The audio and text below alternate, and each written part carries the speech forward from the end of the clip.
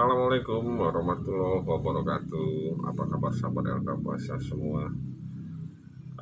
Semoga kita selalu tetap diberikan kesehatan, keberkahan, dan umur panjang ya dari Allah Subhanahu Wa Taala. Dan juga tidak lupa kita panjatkan salawat dan salam kepada junjungan Nabi besar Muhammad Sallallahu Alaihi Wasallam yang kita harapkan bisa mendapatkan syafaat beliau di yaumil akhir. Oke, pagi hari ini seperti biasa saya ingin mengulas sesuatu, mengajak Anda berpikir. Ini tentang kebutuhan dasar manusia. Apakah kebutuhan kawan-kawan selama ini sudah terpenuhi? Seperti aktualisasinya, ingin meraih penghargaan sosial, kemudian rasa aman dan fisiologis. Itulah kebutuhan dasar. Apakah sudah terpenuhi? Semua ini bisa terpenuhi ketika kita sudah masuk di era utopia. Jadi utopia ini sudah tidak ada lagi keluhan. Zaman yang sudah tidak ada lagi keluhan dari umat manusia, karena semuanya serba maju. Tapi masalahnya itu cuma mimpi. Kenapa saya bilang mimpi? Kita hidup dalam lingkungan dunia yang diatur dalam suatu keterikatan. Jadi dunia ini saling berkaitan. Nggak bisa dunia kita misalnya negara ini hidup sendiri, mengucilkan diri, nggak bisa. Apalagi negara kita ya, Indonesia, yang memang selalu mengikuti saja, cenderung mengikuti, dan bukan lambat berpikir tapi lambat untuk mengambil peluang, karena kita wait and see. Jadi kondisi utopia itu bakal susah, karena menurut saya kepentingan dari setiap negara-negara berbeda. Maka kalau sudah seperti itu modelnya memang kita udah harus hidup di antariksa lain. Nah itu. Kemudian soal teknologi. Teknologi ini sepertinya seolah-olah ada beberapa orang-orang terkenal mengatakan seolah teknologi udah mengubah manusia menjadi Tuhan ya. Bayangin, semua tergantung teknologi. Jadi di masa sekarang, masa kini, kita ini sangat jauh dari kehidupan yang namanya utopia, karena nggak akan cukup. Seperti yang saya bilang tadi, konflik akan selalu ada. Masih belum ada kesetaraan di dunia ini. Masih banyak kelaparan, kesehatan, pendidikan, ekonomi yang sangat timpang. Angka kematian masih tinggi karena masih banyak penyakit yang belum sampai sekarang belum ada obatnya. Termasuk kebebasan berpendapat masih tidak adil, terutama bagi kaum minoritas ya. Masih banyak perang terjadi. Contohnya misalnya kayak sekarang yang ada. Ini jangan-jangan cikal bakal dari perang dunia baru ya kan? Jadi kalau kita lebih mendalami secara teori konspirasinya, mengerikan kawan-kawan. Beberapa bencana-bencana yang terjadi di Indonesia ini, apakah murni itu dari alam atau memang ada suatu gerakan luar yang ingin mengambil sesuatu dari kita? Bisa saja, dugaannya ke arah sana, bisa saja. Karena Indonesia adalah potensi sumber daya alamnya sangat jarang dimiliki oleh negara manapun, hanya ada di kita. Makanya kita harus bangga dan kita harus rawat potensi yang ada. Ini semua berkepentingan. Kita nggak akan bisa diekspansi, dijajah langsung secara fisik seperti kayak zaman Belanda Jepang dulu, tapi lebih kepada kebijakan-kebijakan dari organisasi besar dunia yang mengatur, yang membuat rule of the game, bahwa apa, negara ini harus mengikuti, negara ini harus mengikuti. Jadi ada aturan-aturan yang, nah, itulah sebuah sistem. Kita juga di sini ada aturan ya, maka semuanya akhirnya berjalan. Nah, jadi saya lanjutkan. Masih banyak perang tadi, masih banyak perang. Sistem kapitalis warisannya industrialisasi, ya kan, yang masih belum berpihak kepada rakyat kecil, dan paling berbahaya bagi kelangsungan kehidupan manusia selanjutnya, yaitu pemanasan global. Artinya apa? Pengajaran kebahagiaan dari yang saya bilang tadi, utopis tadi, dari seluruh umat manusia belum berakhir di era kita sekarang, karena manusia dari masa ke masa selalu mendapatkan kehidupan seperti itu yang ideal, ya kan, yang tidak ada lagi kelaparan, kepastian, pemborosan, ya kan, bahkan mungkin keabadian. Itu yang nggak mungkin banget, keabadian. Maka dari itu manusia masih terus berkembang lagi dan terus berkembang, mencapai itu semua dengan bantuan teknologi. Hanya saja mungkin kebablasan ya, kayak handphone itu sangat ketergantungan banget. Kita bangun tidur kita melihat handphone, ya kan. Jadi kalau bagi laki-laki itu seperti istri pertama, handphone. Kalau dia aparat, misalnya tentara, itu senjata istri pertamanya. Jadi sangat ketergantungan. Nah, di masa manusia dapat bersepakat untuk bersatu, kita, ya kan, sebuah era baru yang sangat mengerikan, di mana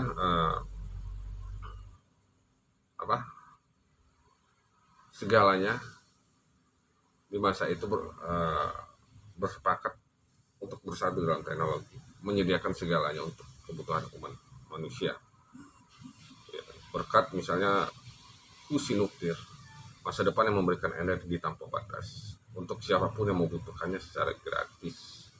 Karena di masa ini energi dapat diproduksi dengan dengan sangat mudah, dan mungkin unlimitednya hanya karena energi gratis ini saja, maka hampir seluruh hal yang ada di dunia utopia ini akan tersedia secara gratis juga. Apalagi tempat ini memang semuanya dikendalikan oleh artificial intelligence dan robotik. Jadi semua by system udah terkendali dengan robot. Tapi saya bilang sekali lagi, saya tekankan sekali, itu masih sangat jauh untuk mencapai kehidupan seperti itu, karena beberapa faktor yang saya terangkan di menit-menit awal tadi. Dan dengan bantuan teknologi AI ini atau artificial intelligence dengan basis kuantum komputer yang maha canggih, ini dapat menjalankan seluruh sistem yang ada di dunia utopia ini, mulai dari perekonomian, transportasi, hubungan sosial, bisnis maupun industri, dengan sangat hati-hati. Ini adalah masa di mana setiap manusia dianggap setara eksistensinya dan hanya fokus mengejar fantasinya masing-masing, ya kan?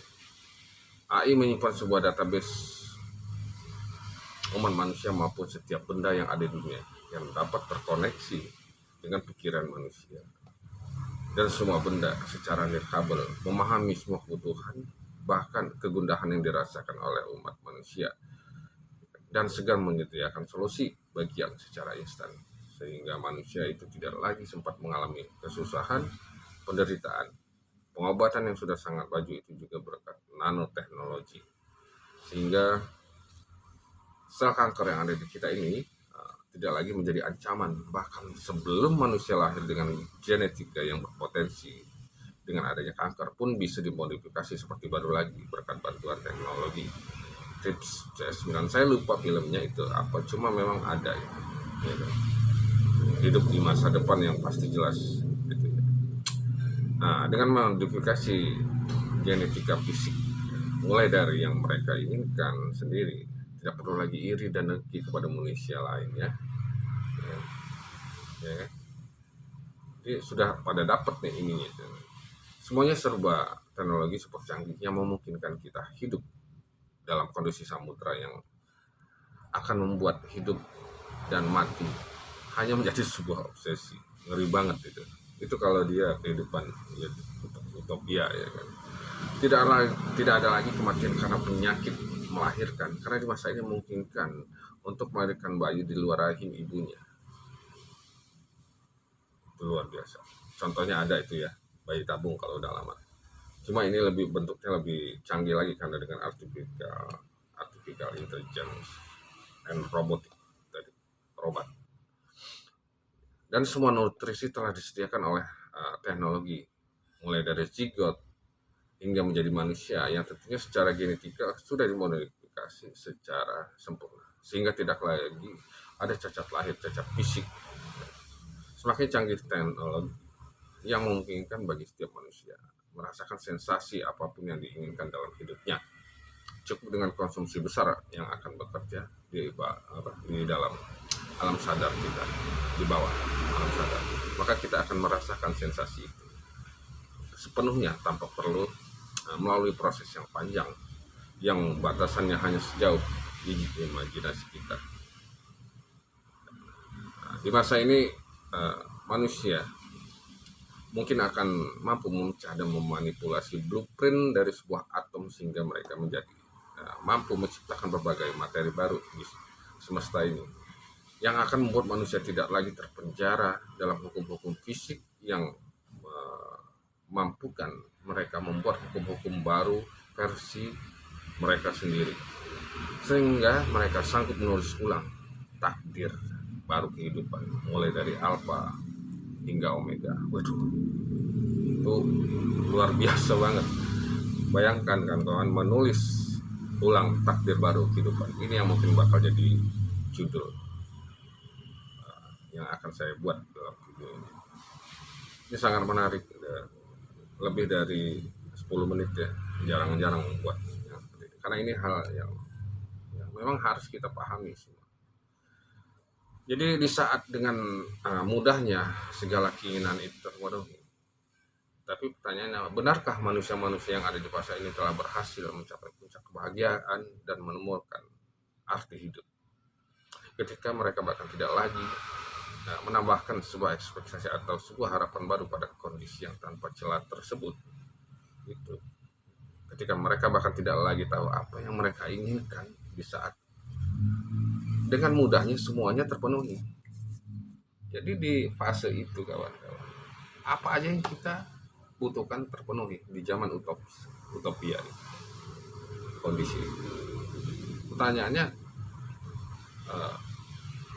mungkin saja ada kita kehabisan apa yang kita mau gitu, ya kan? Bisa jadi seperti itu karena semuanya sudah terpenuhi, ya kan? Jadi menjalani sebuah proses panjang yang menyakitkan, namun tetap memiliki sebuah harapan. Pada dasarnya itulah yang membuat manusia tetap merasakan sebuah harapan dan keinginan yang tadinya sulit terkejar dan memberikan kita tujuan hidup. Mungkin mereka tidak lagi harus bekerja keras hanya untuk mendapatkan sesuatu makanan, tetapi mereka tidak tahu betapa bahagia dan nikmatnya sebuah makanan yang didapatkan dari hasil jerih lelah berhari-hari. Mungkin mereka tidak harus melewati proses persalinan dan melahirkan yang menyakitkan selama 9 bulan, tetapi mereka tidak tahu betapa baginya seorang ibu saat pertama kali melihat kedalaman, maka baginya sesaat setelah melahirkan. Mungkin mereka tidak pernah merasakan penyakit tubuhnya sempurna sejak lahir, tetapi mereka juga tidak tahu bagaimana bahagianya seorang anak lahir yang bisa melihat. Ya, mungkin mereka bisa hidup dalam masa muda selama yang mereka inginkan, tetapi mereka tidak pernah tahu betapa setiap momen dalam hidup jauh lebih berarti di umur kita yang pendek dan penuh ketidaktahuan akan hari esok. Jadi kawan-kawan, manifestasi yang ingin dibangun dalam hal ini, konsep atau paparan yang baru saja saya sebutkan, utopia seolah-olah itu menggambarkan seolah-olah ini surganya. Itu baru surganya dunia. Itu surga dunia.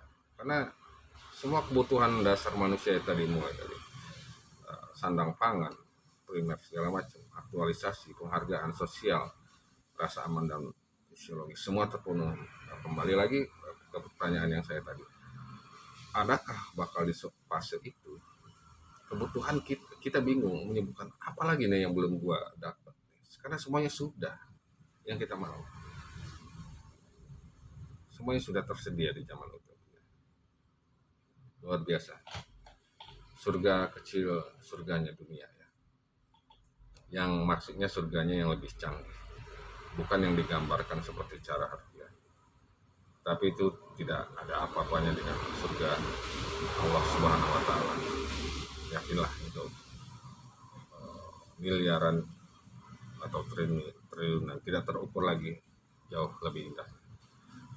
Oke, itu saja kawan-kawan, semoga video ini bermanfaat, membuka cakrawala baru kita tentang kehidupan ini, bahwa manusia terus tetap akan mengejar eksistensinya, menunjukkan eksistensi, keinginan, tetapi kita terbatas dengan waktu, tidak semua bisa kita gapai, akal kita tidak bisa menjangkau semua. Terima kasih, saya Al Kapasa. Assalamualaikum warahmatullahi wabarakatuh.